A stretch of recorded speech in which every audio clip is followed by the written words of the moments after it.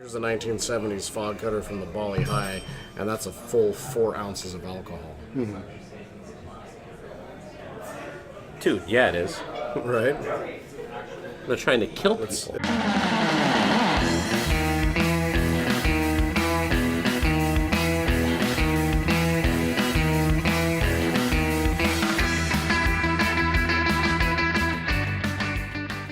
Hi everyone, this is Ray, or some of you might know me as Tiki with Ray, and today I'm in the Devil's Reef in Tacoma, Washington. Sitting with us today is Jason Alexander, the owner and proprietor of the Devil's Reef, and Jason Craig, author and contributor for Exotica Moderne magazine. So, what we're going to talk about today is Tiki cocktails, and I just found out that not all the Tiki cocktails were made in the 50s and the 60s, but they actually were made going into the 70s. Well, I think, obviously they started in the 1930s with Don the Beachcomber. Oh, okay, yeah, okay. 30s, 40s, 50s, 60s. A project that I'm starting on right now is curating all the Tiki drinks from the 1970s that I can find in, places of origin, date of origin, and then maybe hopefully try and apply them to the cocktail program at the Fern Room. A lot of the original Don the Beachcomber recipes tend to be more spicier. Is that be the word you'd say? Well, to me, the Don the Beachcomber stuff had that more seasoned aspect, and then when you got into the Trader Vic drinks, there's a little bit more sweet going on. Yeah. How would you describe those? I think definitely, Jason's right there. Don the Beachcomber style, dry, spicy. Trader Vic, was a little more wet and lush and sweet. Don the Beachcomber liking to use lime and grapefruit juice, as well as cinnamon and falernum. Wow. And then Trader Vic, orange, lemon, orange, and almond and pineapple, as well as expanding on just the rum fortification into vodka and gin and whiskeys. Do you happen to know, did Don the Beachcomber and Trader Vic's, did they share recipes at all? As far as like the drinks that you would get at either of the two restaurants? Well, or were they kind of the same? From what I understand, Trader Vic got a lot of his ideas from Don the Beachcomber. He would travel down to LA from San Francisco to Don's Beachcomber spot and watch Don make drinks. And which is how Hinky Dinks became Trader Vic's. Yeah. I picture him like wearing like sunglasses. Well, I from what I understand, he's taking pictures with those little miniature cameras like. I think he kicked Trader Vic out a couple of times. You've been here too long. Get out! It's him. Go. All right, I'll go. But that being said, they definitely both have their own unique styles, and I think Trader Vic's style of drinks bled into the 1970s more so than Don the Beachcombers did. With the drinks I've been finding from the 70s era Tiki bars, lots of pineapple. Lots of pineapple. Cream, obviously. Cream drinks. Pineapple orange cream, and not just necessarily rum. Vodka was a base spirit used quite often. I'd probably want to find out when the Moscow Mule came onto the scene. Yeah. And that's when vodka really took off. So I'm guessing somewhere in between there is when vodka became the base spirit of choice for some of these tropical, exotic, and Tiki That's drinks. crazy. What about? My understanding was that the James Bond movies had a lot to do with vodka stepping to the front and getting in front of gin. No, for sure. For the Western or American palate. Everybody needs their vodka martini.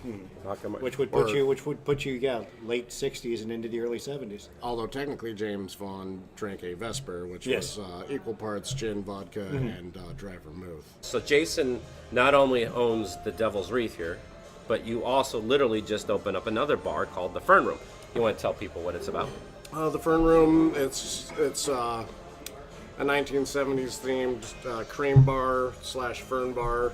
Modern design, lots of plants and ferns, and then the drink menu is very cream based for a lot of the drinks, and they're all 1970s classic hits: lemon drops, Long Island iced teas, grasshoppers, mudslides, stuff like that. Yeah, drinks that are definitely a lot more easier to put down than like a A lot of them. Like, I'd call them non-challenging, non-bracing drinks. The drinks that just make you feel good when you drink them. what was the thing that you were saying that you read that like the idea of the Fern Bar was supposed to appeal to women? Yeah, it was the idea of making women comfortable, being a place they could hang out in and where singles could mingle, where you could go to meet. Yeah. So obviously, if Public a place. woman's coming into the thing, I think she'd probably be more up for drinking Right. like a. The early cocktails weren't meant for what were considered experienced drinkers, which were beer and whiskey drinkers in America at that time. Yeah. Right. It was meant for people that were not used to drinking all the time. So now that you got me thinking, I wonder if the Tiki drinks followed suit with the rise of the Fern bars in the 70s. Because if maybe people were like, hey, I'm used to getting drinks that are a little bit more easier to drink, having cream in them. Maybe some of the Tiki bars, well, the ones that were like still left, they're like, hey, maybe we should change our ingredients that we're using too, from like cinnamon to cream. I guess we're gonna have to go dig up some old cocktail menus. I guess so. And take a look at some ingredients. Yeah. Does that seem like that'd be a hypothesis? I don't see why not. It sounds Yeah. pretty reasonable to me. So, like I said, it's just a matter of doing the research now, and got to start somewhere. Yeah. I was going to say, a few weeks back when I did some research into Fern Bar history, the early drinks were reasonably well crafted. That it wasn't until the 70s and into the 80s that you started seeing lots of non-perishable ingredients and syrups and everything getting super sweet and Industrial sweet and sour right, the mix. bottled industrial sweet and sour, which is the death of a good cocktail. Right, for sure. So yeah, what you're doing over at the Fern Room though is reinvigorating it with the craft ideals, the idea of using fresh squeezed juices, fresh herbs, homemade seasonings, and syrups. And it makes all the world of difference in the cocktails. Well, I mean, one of the things, when I was looking at all these old drink recipes, like, okay, how do I make this taste good for the modern palate? And I saw a lot of common denominators in a lot of these drinks. There was lemon and orange juice, and your basic sweet and sour mix is lime, lemon, and simple syrup. And Wow. it was like, well, let's take the Trader Vic approach to sweet and sour mix, and his favorite, like Ray's drinking right here, the Fog Cutter, lemon, orange, and almond syrup. Right. And so I kind of applied that as the house industrial sour mix down at the Fern Room. Obviously I make it myself. Right. Your sour mix is very tasty, goes down smooth, and you don't get that burn you get from the industrial stuff. Right. So yeah, well, like I said, it's all real good stuff. Fresh squeezed juices, homemade syrup. So quality over quantity. God, I mean, I was literally like in the single digits in the 70s, but now it makes me wonder, like, what were people mostly drinking in the 70s? Like, what were the go-to cocktails? Were Well, I mean, obviously the martini. Martini still was around? Okay. And you can see that in some of the tiki drinks from the 1970s. There's a 1970s version of the Beachcomber's Gold. Yeah. That's basically a perfect rum Manhattan. You got light rum, sweet vermouth, dry vermouth, and a little bit of absinthe. Wow. Okay. And that's served up cocktail style. So, like I said, it's pretty much basically a perfect rum Manhattan. Wow, that's crazy. It's a decent drink. I've made them a few times. So I don't think it's something I would order over and over again, but you can definitely have one or two. So would you say then, like, by the 80s, the cocktails kind of devolved? Was that the final de-evolution of it? I would probably say the 80s. That's Yeah. what I would. Yeah, that Maybe makes the sense. maybe the 90s just a little bit The too. 90s. I mean, yeah. Well, and the idea was to make the drinks as cheaply as you could because people were going to drink them anyway. Right. Yeah. So, I mean, you can definitely see that the cocktail recipes started going downhill in the 70s. The juice content double or triple of what its predecessors were. And It makes me think, I wonder if that's when the island Mai Tai was born. yeah, well, The one that actually is like, was it orange juice? Yeah, I was going to say that was actually meant for a Hawaiian resort, wasn't it? Wasn't that Victor Right, Bergeron, I thought, did that? yeah, I thought for- Trader Vic was Yeah. commissioned to make a Hawaiian version of his Mai Tai, and obviously the local produce and agriculture over in Hawaii is pineapples. So. And they also wanted to make the drinks a little taller and stretch them out some, and yeah.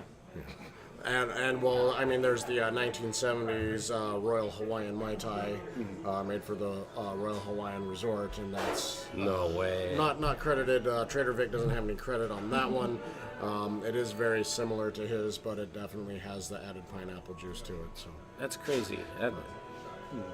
So who was coming up with these drinks then in the 70s? Was it still Don the Beachcomber, Trader Vic's, or was it new places that were coming up with these recipes? A lot of it were new places. New places, okay. So obscure, not necessarily like chain tiki bars, but the smaller guys that would open up shop.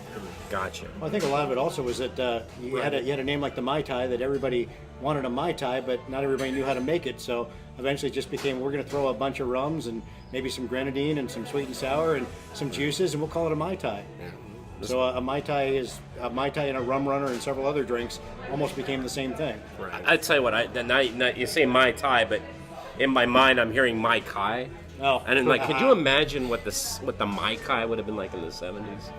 Well, can you imagine going there in the 70s? One of Mario Lucadine's drinks, the Maramu, he was the bartender that came from Don the Beachcomber and down to the Mai Kai and created the Mai Kai menu. Oh my God! One of his drinks, like I said, he created in the 70s. It's not anything like those 1970s cream drinks.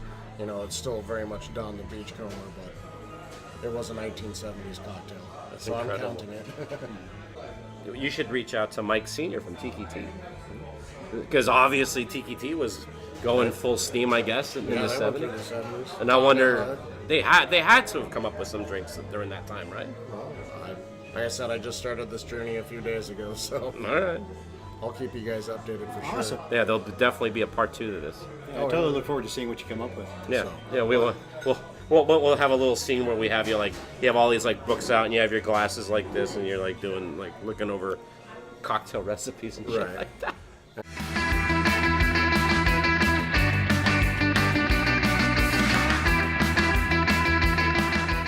Something that I forgot to bring up. Well, I'm wondering. Here, sit back down. Sit back down. I'm wondering if. Hold on. I just wanted to make sure they were out okay up there. So I was kind of wondering, in the 80s, as what we call expendable income went up, do you think that had anything to do with the quality of drinks going down? That people had more money to spend going out to drink, that hold on, the did you just say didn't the have 80s? to draw them in as much. Yeah. No, in the 80s was inflation. I remember the 80s being that's when everyone was poor. I remember inflation. In the cities, you had people with tons of money all of a sudden. The 80s being more of a boom. The 70s, you had some tight times in the 70s with fuel issues and such as that. But then in the 80s, you had all kinds of booms in business and really. Yeah. So I'm wondering if the quality in cocktails going down had something to do with people having more money they could throw away and not having to have as much quality in the cocktails to pull people in. I would think it'd be the reverse, right? If you had more money, then you'd throw down more money for a cocktail. Yeah? Yeah.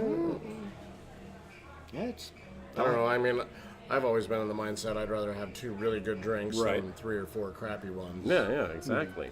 So, like I said, I'd rather have 2 $12 Mai Tais than 3 $8 Mai Tais. They're not even worth drinking. That concept of perceived value, where you have a tall glass of juice and it may not have as much alcohol as that drink half its size, Right, exactly. but you feel like you're getting more. Yeah. It's like the people, it's like, can I have less ice in my drink? And it's like, well, you're not going to get any more booze or anything. Hey gang, this is Tiki with Ray, and I just want to say thank you very much for checking out my video. I hope you enjoyed it. And if you want to see more episodes, click on the subscribe button. And if you liked the video, give it a like. That would mean a lot to me. And if you have any comments or suggestions, please leave a comment in the comment section below.